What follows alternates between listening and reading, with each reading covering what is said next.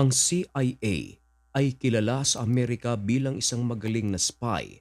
Ang Israel naman, meron din silang tinatawag na Mossad. Pero dahil sa napakainit na tensyon sa pagitan ng Israel at ng Iran, ang Iran ay gumawa rin ng paraan upang makapag-spy sa Israel.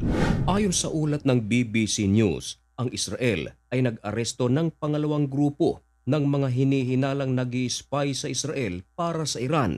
Kinumpirma naman ng Israel na dalawang grupo na ng mga espiya ang kanilang inaresto. Nitong Lunes lamang mga kaibigan, ayon sa Israel, meron silang inaresto na 7 mga espiya. Ito ay nakabase sa siyudad ng Haifa. Kontrobersyal ito sapagat ayon sa report, ang mga taong inaresto ay mga Jewish immigrants na nagmula sa Azerbaijan na naninirahan sa Haifa at sila ay Israeli citizen. Pero ang tanong, bakit sila nag-iispiya sa Israel? Bilang pabor naman sa Iran. Ayon sa Israel, hindi ito ang kauna-unahang pagkakataon na sila ay nagsuspetsa ng mga spy para sa Iran. Katunayan, meron na nga silang mga naimbestiga na 600 na spy mission sa kanilang lugar. Ayon sa gobyerno ng Israel, ang mga spy na ito ay nahuli nila na kumukuha ng pictures at kinokolekta ito bilang information tungkol sa mga base militar ng Israel at mga facilities. Bakit naman nila haharangin? Picture-picture lang naman. Baka naman nagagandahan lang sila. Well,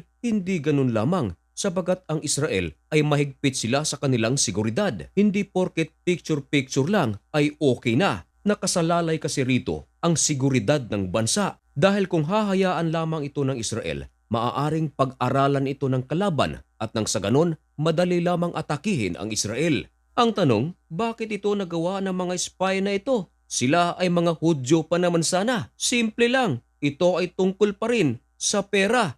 Kaya nilang ipagkanulo ang kanilang kapwa Hudyo para lang sa pera. Naalala niyo ba noon ang story ni Jesus Christ? Bago siya ipako sa krus, merong isang malapit sa kanya, kaibigan niya. Ito nga ay si Judas. Ipinagpalit siya ni Judas dahil lamang sa pera. Ganito rin ang nangyayari ngayon. Kapwa Hudyo, tumatraydor sa mga Hudyo dahil sa pera. Ayon pa rin sa ulat ng BBC na ang mga spy na ito ay binigyan ng assignment or task. Ang kanilang assignment ay bombahin ang mga Israeli police car, magtapon ng mga granada sa mga bahay. At alam nyo ba kung magkano ang kapalit kung kanila itong gagawin? Nagkakahalaga lang naman ito ng 200,000 shekels or 40,700 euros.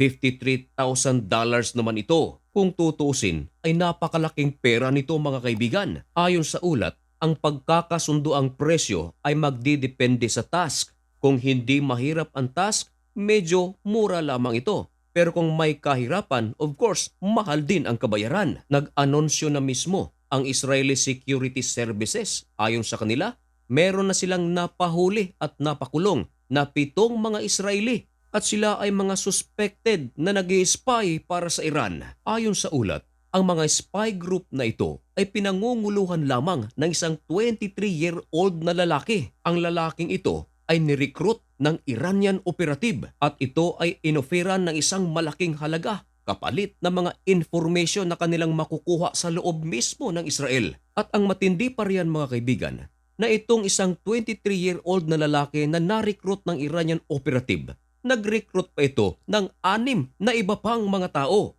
At maliban sa pagpapasabog ng Israeli police car at paghahagis ng mga granada sa mga bahay, target din daw ng mga spy na ito ang mga scientist ng mga Israelita. Nako, matindi ito. Maging mga mayors, security officials, at iba pang may mga matataas na katungkulan sa Israel. Kung tutuusin, hindi lang espiya ang trabaho ng mga taong ito. Ibinubuhis nila ang kanilang buhay para sa kapakanan ng Iran. Dahil ang kanilang mga ginagawa, maaaring ang kapalit nito ay ang kanilang buhay. Nako, iba talaga ang magagawa ng pera. Marami na akong narinig na istorya basta pera ang pag-uusapan kahit na magkapatid, magkamag-anak ay nag-aaway dahil sa pera. May mga best friend na naghiwalay dahil sa pera. Ninanais ng iba, hindi lahat, pero marami ang naghahangad ng mataas na posisyon dahil sa pera. Ayon nga sa Biblia, money is the root of all evil. Hindi naman sinabing masama ang pera, pero the love of money is the root of all evil. Ang pagmamahal sa pera. Pag mahal na ang pera, makakalimutan na ang pagmamahal sa kapwa at sa trabaho. Ayon sa investigation ng Israel at sa mga ebidensya na kanilang nakalap, ang Iran ay gumagawa ng mga paraan upang makapag-recruit ng Israeli citizen upang maging terorista.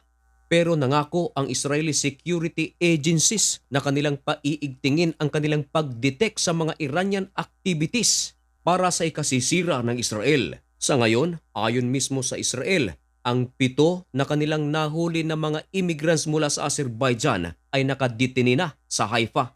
Ayon sa Israel, ang 7 na spy na arestado ngayon, bit-bit nila ang 600 misyon. Can you imagine that mga kaibigan? 600 missions. Base na rin sa investigation ng Israel, ikinokonek ngayon ng IDF ang mga espiya na ito tungkol sa 4 na mga Israeli na namatay dahil sa pag-strike ng Hezbollah. Hinihinala nila na ito ay nagbibigay ng information sa Hezbollah kung saan sila aatake. Matagal na raw alam ng Israel na ang Iran ay talagang gumagawa ng paraan upang makapag-recruit ng kanilang kapwa Iranian upang maging espiya at maging terorista laban sa Israel. Pero itong pinakabagong nadiskubre ng Israel is very rare dahil kinakasangkapan ng Iran ang mga Israeli Jews. Kung sakaling totoo ito mga kaibigan, talagang kahit saang bansa talaga, meron talagang mga traidor.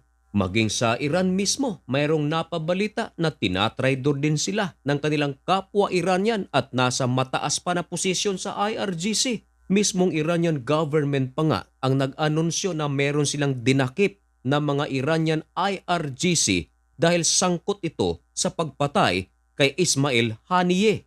Maging ang pagkamatay ni Hassan Nasrallah, merong involved na isang Iranian. At ang pinakabago, yung top commander ng Quds Force ng IRGC na si Ismail Qani.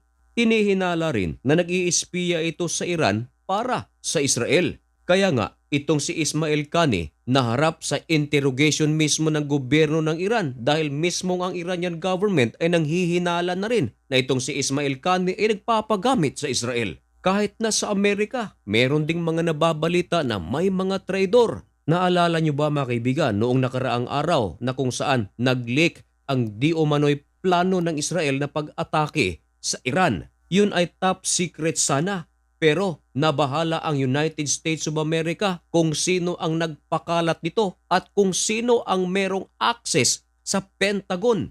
Ibig sabihin, may traidor din kahit na sa Amerika. Kaya ayon sa Israel, doble ingat talaga sa pag-detect sa mga spies ng kalaban. Kung baga, hindi basta-bastang magtitiwala kahit paman mga kadugo dahil maaaring humantong ito sa missile attack.